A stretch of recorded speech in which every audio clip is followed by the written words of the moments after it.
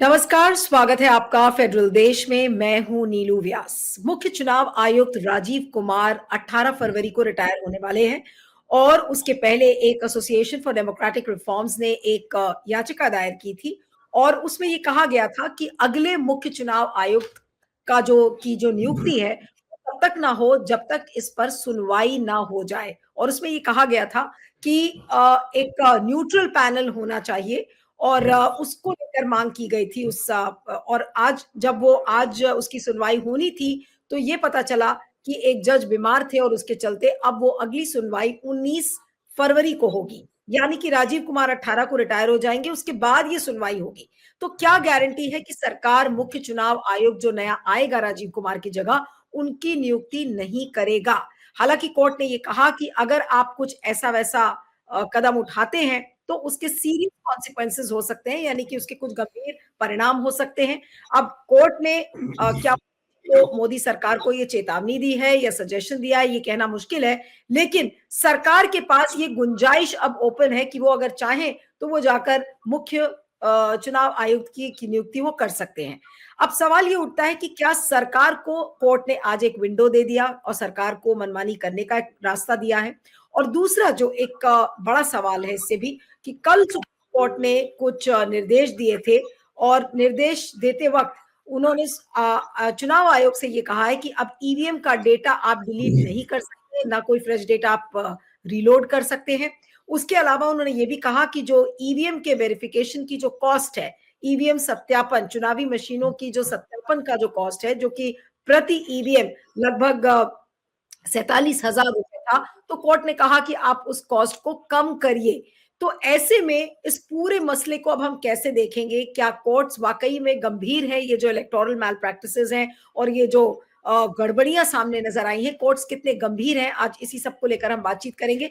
हमारे साथ इस समय एसोसिएशन फॉर डेमोक्रेटिक रिफॉर्म्स के को फाउंडर प्रोफेसर जगदीप चोखर जी हैं। सर, आपका बहुत बहुत स्वागत है फेडरल देश में। Thank you so much for joining.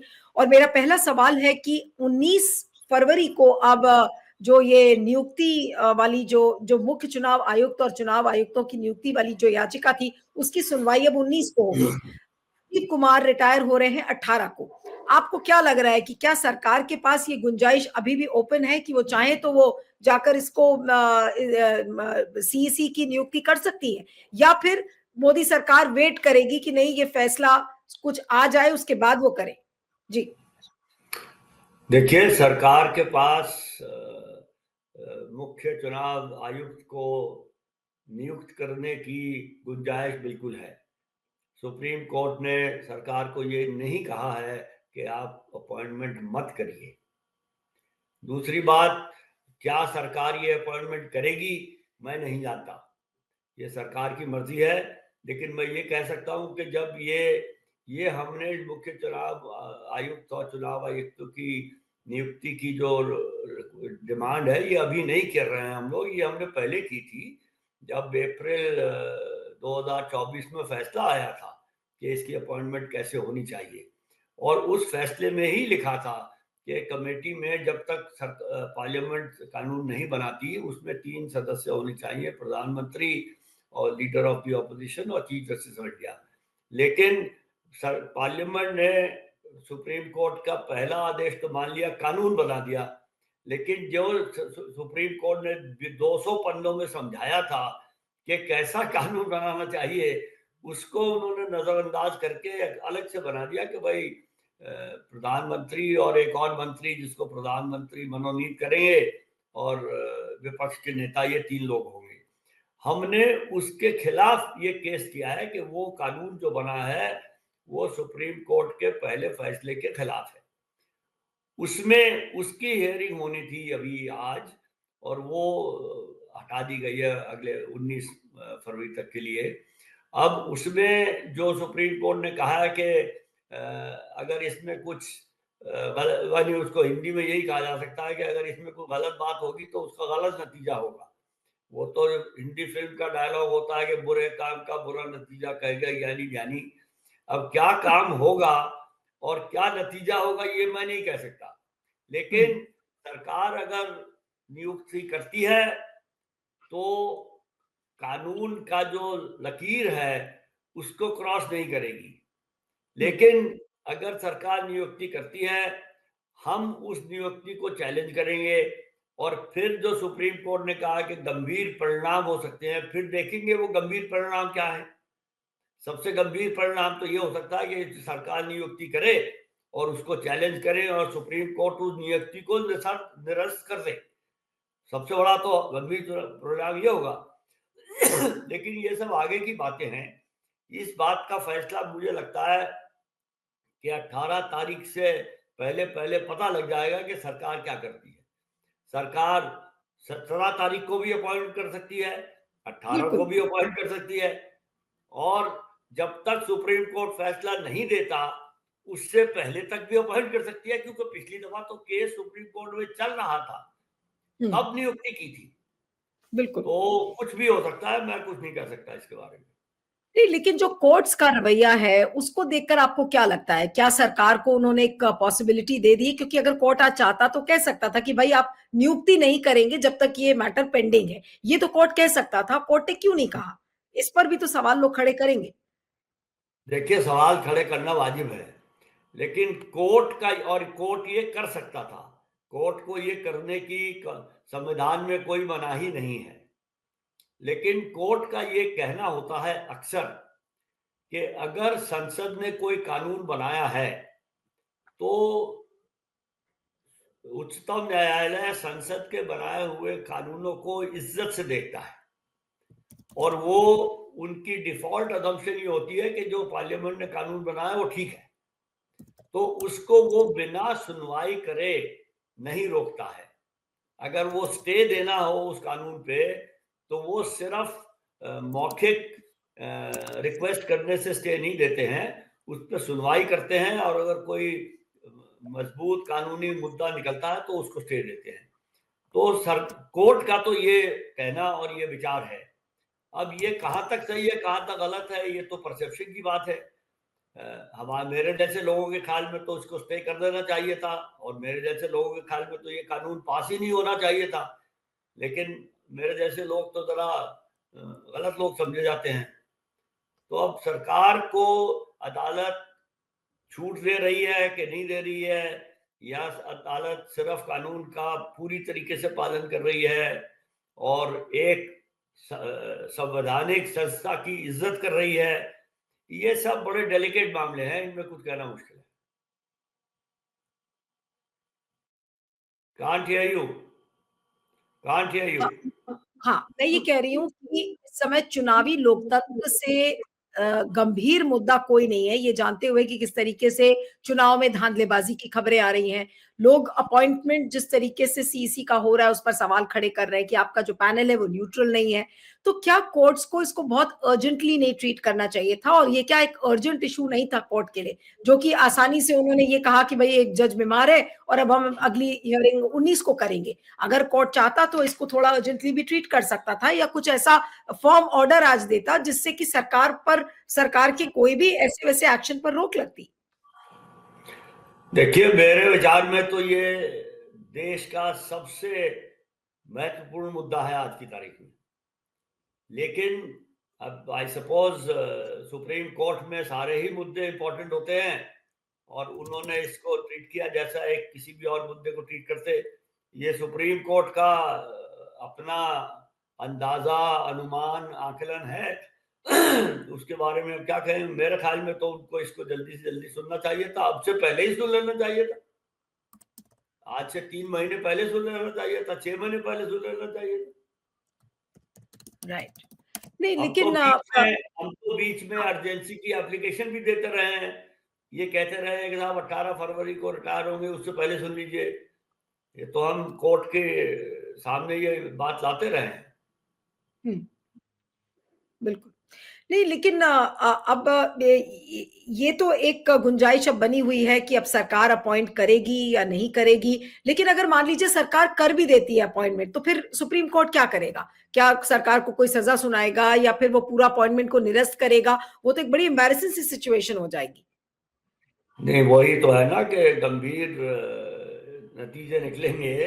अगर जो सरकार अपॉइंट करते हैं तो फिर हम उसको चैलेंज करेंगे, ओके। और फिर हमारा जो उस पे चैलेंज होगा, उस पे सुप्रीम कोर्ट को सुनवाई करनी पड़ेगी और फैसला देना पड़ेगा।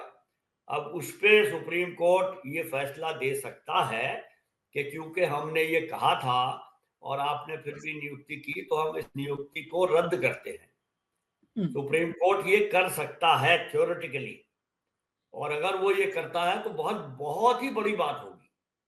बिल्कुल। इसके बारे में सुप्रीम कोर्ट को भी और सरकार को भी बहुत सीरियसली सोचना होगा कि ऐसा काम किया जाए, ऐसा रिस्क लिया जाए। अब ये तो रिस्क टेकिंग की बात है, कौन पहले पलक झपकता है। ये हो सकता है कि सर देखते हैं कि राइट। उनकी क्या हिम्मत है। सुप्रीम कोर्ट शायद ये सोचता हो कि हमने ये कह दिया, ये काफी है, इसके बाद सरकार नहीं करेगी। अब ये तो देखा जाएगा कैसे ये खेल आगे बढ़ता है। बिल्कुल। अब दूसरे मसले पर आते हैं कि जो कल सुप्रीम कोर्ट ने कुछ डायरेक्शंस दिए थे चुनाव आयोग को कि आप ईवीएम का डेटा डिलीट नहीं करेंगे, आप कोई फ्रेश डेटा रीलोड नहीं करेंगे, जो ईवीएम के सत्यापन की कॉस्ट है उसको आप कम करेंगे। ये जो डायरेक्शन है, ये आपको नहीं लगता कि सुप्रीम कोर्ट ने बहुत देर कर दी इस तरीके का निर्देश देने में चुनाव आयोग को? देखिए, मेरे ख्याल में तो सुप्रीम कोर्ट को ये आदेश देने की जरूरत ही नहीं होनी चाहिए थी, और सुप्रीम कोर्ट ने देर तो करी दी, इसमें कोई शक नहीं है। लेकिन हो सकता है सुप्रीम कोर्ट ये सोच रहा हो कि ये तो इतनी ऑब्वियस बात है जिसके बारे में हमें कहने की जरूरत क्या है। अब जैसे आपसे या मेरे से कोई पूछे भाई आज क्या दिन है, तो हम यही कहेंगे ना कि आज बुधवार है। आज तो किसी को ये कहना कि मैं तुम्हें बता रहा हूँ आज बुधवार है, ये कोई जरूरी तो नहीं है। तो ये इलेक्शन कमीशन को ये कहना कि आप जो वोट डले हुए हैं ईवीएम पे, जिसका चुनाव का अभी मुद्दे चल रहे हैं अदालतों में, उनके डेटा डिलीट मत करिए, ये तो बड़ी ऑब्वियस बात है। तो सुप्रीम कोर्ट को जब ये पता लगा कि ये वाकई में हुआ है, क्योंकि एक हारे हुए उम्मीदवार ने पैसे जमा करवाए, वो चेकिंग और वेरिफिकेशन करवाने के लिए पहुंचे, वहां ईवीएम मशीन खुली और उसका डेटा हटाया गया। तो उन्होंने पूछा भाई ये डेटा क्यों हटा रहे हो, इसकी तो चेकिंग एंड वेरिफिकेशन होनी है। कह लेंगे हाँ, हम डेटा हटाने के बाद नया इसमें मॉक पोल करेंगे और उसका डेटा आपको दिखाएंगे। तो तब ये साबित हुआ बिना संकोच के कि इलेक्शन कमीशन जो checking and verification supreme court ने उनको आदेश दिया था अप्रैल 2024 में, वो checking and verification of burnt memory और micro controller of the EVM and VVPAT, उसको इलेक्शन कमीशन ने समझा है कि ये तो मॉक पोल है, जो कि नहीं है। वो तो खैर अलग बात है, लेकिन उसके लिए इलेक्शन कमीशन का ओरिजिनल डेटा डिलीट करना तो किसी भी हिसाब से वाजिब है ही नहीं। तो सुप्रीम कोर्ट ने देर जरूर की है, लेकिन ये तो अननेसेसरी है, ये कहने की जरूरत होनी नहीं चाहिए थी। ये तो इलेक्शन कमीशन की मैं क्या कहूँ इलेक्शन कमीशन के बारे में, उन्हें ये ऐसा काम है जो उनको करना चाहिए ही नहीं था। सुप्रीम बिल्कुल। कोर्ट के दिमाग में ये आया ही नहीं था कि ऐसे हो भी सकता है, लेकिन ये हो रहा है, हुआ है, अब तो साबित हो गया। बिल्कुल। इसलिए नहीं तो कोर्ट को हाँ, नहीं तो ये साबित हुआ कोर्ट के अंदर और कोर्ट ने इसको रिकॉग्नाइज किया, तो क्या हम ये माने कि जो जिस तरीके की धांधलेबाजी या बेईमानी इस चुनावी मशीन के जरिए हो रही, क्या उसको कोर्ट ने भले ही देर से पकड़ा हो लेकिन पकड़ लिया एक तरीके से? देखिए, अभी तो लगता है कि कुछ तो पकड़ा है। अब उन्होंने हाथी की पूंछ पकड़ी है कि हाथी पकड़ा है, ये तो आगे पता लगेगा। लेकिन पकड़ने का सिलसिला शुरू हो गया है, ये कह सकते हैं। हाँ।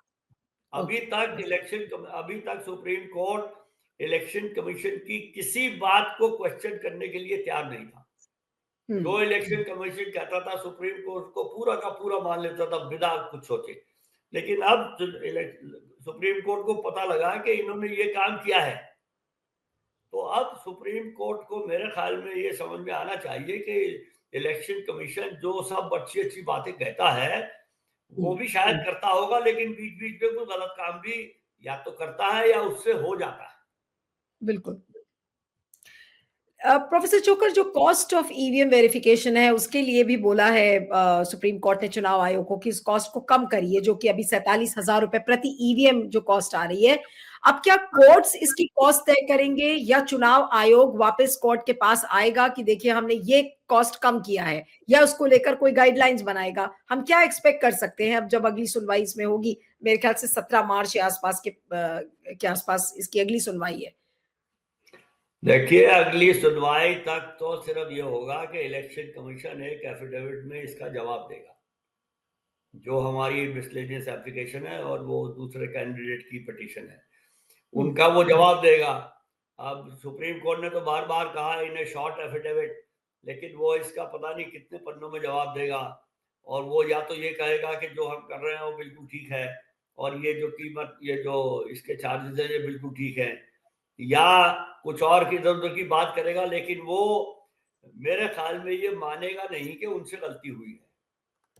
और जहां तक ये कॉस्ट का सवाल है, वो या तो ये कहेगा कि ये कॉस्ट ठीक है और कोई ब्रेकअप देगा, या फिर कहेगा कि अच्छा इसको थोड़ा बहुत कम कर देते हैं। अभी तक तो यही होने की उम्मीद है, फिर अगली हियरिंग के बाद जाके कुछ पता लगेगा कि अल्टीमेटली नतीजा क्या निकल सकता है। राइट जी। तो अब लास्ट में मैं यही आपसे सवाल करूंगी कि 19 फरवरी को अब अगली जो हियरिंग है नियुक्ति पर चुनाव आयुक्त के, मुख्य चुनाव आयुक्त के, और 18 को राजीव कुमार रिटायर कर रहे हैं। तो अब हम क्या एक्सपेक्ट कर सकते हैं? क्या ये अगले जो 4-5 दिन है, आज ऑलरेडी 12 तारीख तो हो गई है, तो 12 से लेके 18 तक में ये जो 5 या 6 दिन बीच में है, क्या ये बहुत क्रूशियल होंगे? और सरकार इस पीरियड में अगर चाहे तो आराम से नियुक्ति कर सकती है, फिर देखी जाएगी कि कोर्ट्स क्या करेंगे। भाई, ये सरकार को तो 5-6 दिन की जरूरत तो नहीं होती है। उन्होंने पहले केस में दिखाया था, जब पहले सुप्रीम कोर्ट में हियरिंग हो रही थी, 24 घंटे में नियुक्ति हो गई थी। शुरू से आखिर तक पूरा कार्यक्रम खत्म हो गया था। और फिर सुप्रीम कोर्ट ने उस नियुक्ति की फाइल अपने सामने मंगवाई, उसको कोर्ट में देखा और अपनी जजमेंट में लिखा कि this appointment was made with lightning speed, यानी जैसे जिस रफ्तार से बिजली चमकती है या बिजली गिरती है, उस रफ्तार से अपॉइंटमेंट हो गया। तो अपॉइंटमेंट तो सरकार एक दिन में कर देगी, लेकिन उनकी अगर ये तो उनकी इच्छा क्या है वो ये पहले सोचेंगे और फैसला करेंगे क्या करना है। अपॉइंटमेंट करने में देर थोड़ी लगती है, लेकिन ये अगले 4-5 दिन ये रहस्यमय मुद्दा बना रहेगा कि पता नहीं किस दिन अपॉइंटमेंट की खबर आ जाए। बिल्कुल बिल्कुल बिल्कुल। चलिए, आपका बहुत बहुत शुक्रिया प्रोफेसर चोकर। Thank you so much for joining.